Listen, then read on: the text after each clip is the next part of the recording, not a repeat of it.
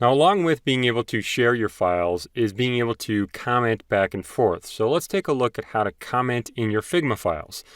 Now, you can do this in individual files, you can do it in projects, you can do it in teams, as long as you share it with somebody so they can view it in some way. It's either by, sharing when you're prototyping or sharing right here when you're editing your files. If you're working on your files and you've got a file open, in the file you're going to see a little comment bubble. If you click Show Comments, it's going to show a comments pane on the right, and you can actually receive email notifications, or those that are involved in the commenting can receive email notifications. So if you come out here, if you want to leave a comment, you can simply come up to a frame, for instance, and click, and just type in something. I could say, let's add 2 more pics. Really cool thing. If you've, shared this with people, if they are sharing with the file, you can actually use an @ symbol and put in their name. So you can tag them directly, essentially, and they'll receive an email and all that kind of thing. And they can reply to this. So they'll know which one you're talking about, which comment you're referring to. So I'm just going to say add 2 more pics and I'll post it. There's also little, if you look right here, in some cases, little smiley emoticons, things like that. I'll click post. And you're going to see, okay, there it is. I want to put another comment. Go for it. I don't have to. But I'm going to see a listing of comments over here on the right. Now, if I've shared this with people, so if I click on share, you're going to see that I've shared it with this person, Brian W. They can view it. Now, even viewing it, they don't have to be able to edit it. They can go in and comment as long as they've logged in with their Figma account. So what I'm going to do is I'm going to copy the link here, go over to another browser, and I'll show you what it looks like commenting back and forth. Okay, so I'm in another browser. I'm the other person. I'm this other Brian. And I open up this link that was sent to me. And if you look, I have to sign in to do something. It's not going to let me comment this way. So I'll click sign in and create account.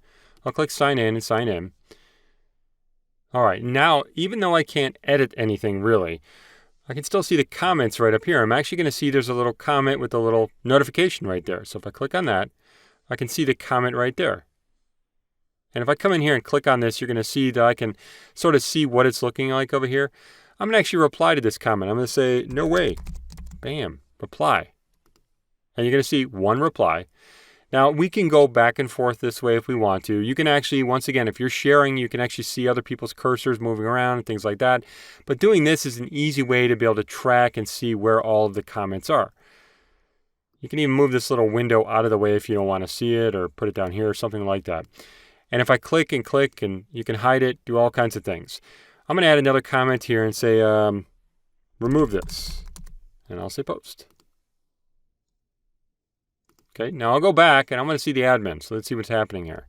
Okay, so I'm the admin again. I'm going to go back and I can actually see that I've got a comment notification here. It's telling me I would actually receive an email typically if this was on, and I should be receiving emails now. But I can actually go in now and see, okay, well, there's that person's cursor. That's great, but I can see the comment they made. If I click on that, I can say remove this, and we can go back and forth. We can also do things like resolve comments. If you're done with a comment, maybe you've made the change, that kind of thing, you can click resolve. That's going to remove it from here and from the list. And if you want to see it, you can choose show resolve comments. And that way you will see the resolve comments down here, and you can see the sort of a trace of what was happening before. And you can actually see some of these comments are ghosted because they were resolved. Now, one last thing I want to mention here as far as commenting, this type of thing, you can come up to this icon and just at least one thing here. You're going to see multiplayer cursors.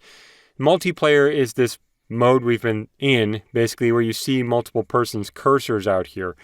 You can turn that off if you really want to do that.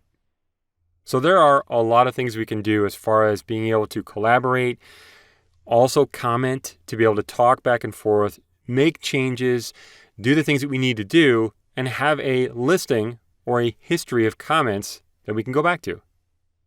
The last thing we're going to do is we're going to go in and we're going to start to export content.